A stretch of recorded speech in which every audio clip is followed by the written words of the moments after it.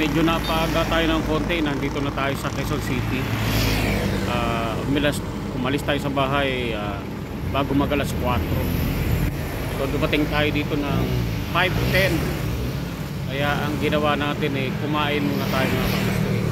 Nag-almusal muna tayo. So yung katatapos na natin kumain, ngayon magpo-forward na ako doon sa papuntang Holy Spirit. Doon na tayo mag-ano. Antay di baling mapaaga tayo.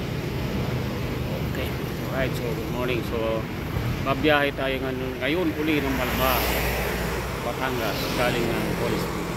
So doon na naman tayo sa project ni Lolo. Kahapon di tayo bumiyahe mga kabistri. So nagpahinga lang tayo sa bahay. Pinalikot natin itong mutmuk natin. Nagpalit tayo ng brakes likod.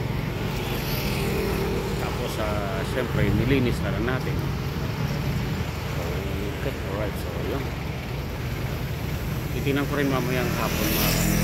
Baka dito na rin ako matulog sa Quezon City.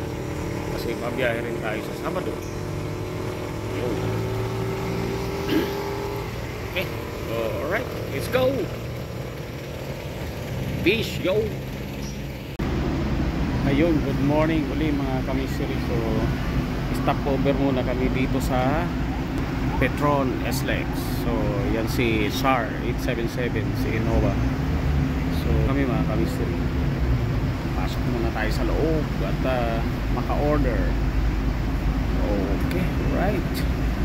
Ayun mga kamisiri, so karating lang namin. Nandito na kami Malbar, Batangas na. Alright, so yung mga nag-umpisa na sila, yung nakadilaw na yun, yung electrician. Okay, alright.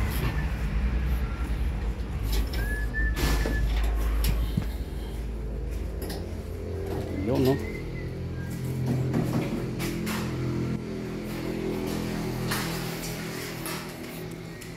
Amoy flat wall.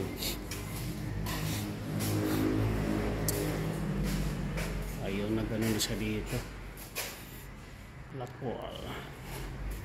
So may junction box na nabuksan na doon. Ayun.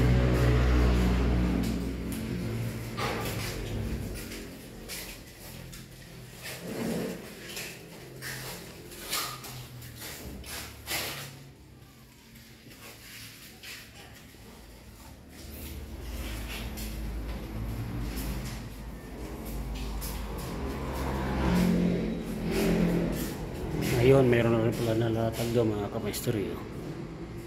May junction box. Ito. So, yun may binuhay na sila. Buhay na ito.